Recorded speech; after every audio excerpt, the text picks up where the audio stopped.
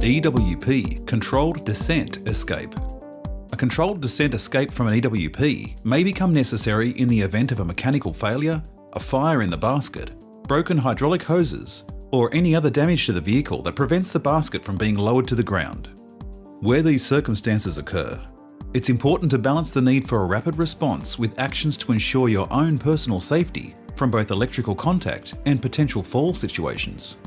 Before work commences at the work area, a hazard assessment is carried out to identify site hazards, risks, and the control measures to be implemented.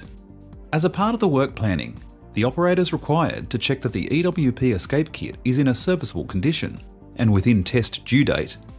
Check the harness for broken stitching or worn threads, cut or worn webbing, security of D-rings and adjuster buckles, and for signs of damage or defects.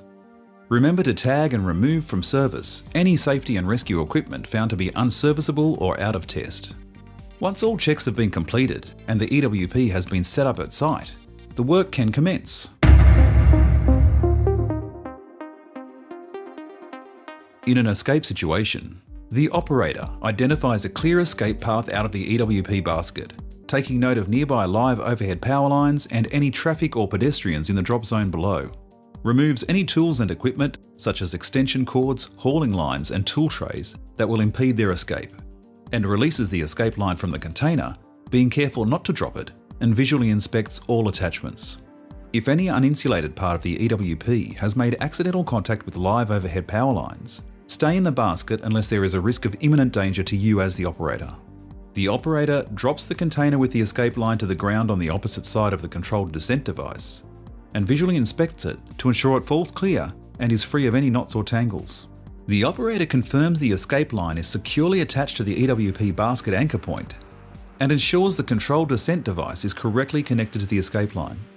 The operator will then grip the controlled descent device, ensuring it's at the top end of the escape line and has at least 3 coiled escape lines looped around it, and attaches the controlled descent device to the front belay point on their safety harness using the triple action carabiner.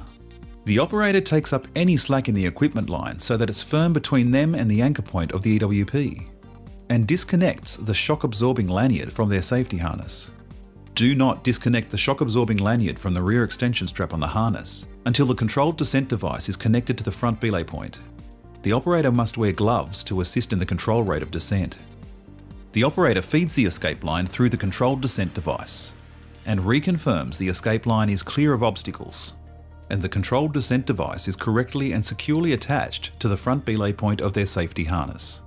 The operator carefully climbs over the lip of the EWP, establishing a standing position on the outside of the basket if possible, and takes a firm grip on the tail of the escape line at arm's length below the controlled descent device and clear of pinch points, maintaining a firm grip on the basket until their body weight is taken up by the escape line. The operator leans back into their safety harness and carefully controls the escape line through the controlled descent, keeping their legs straight until their head is lower than the bottom of the edge of the basket to avoid injury, before lowering their legs from the bottom edge of the basket.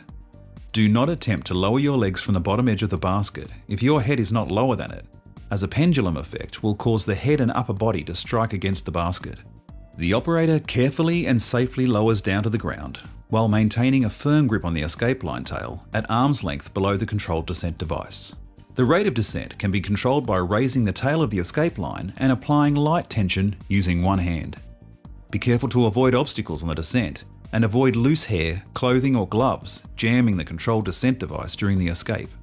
The operator's descent can be assisted or controlled by the safety observer, applying light tension to the escape line, keeping the excess line to one side. Once on the ground, it's important for both the operator and the safety observer to move to a safe location away from the EWP, commence first aid if required, and contact the workgroup leader to report the incident as soon as possible.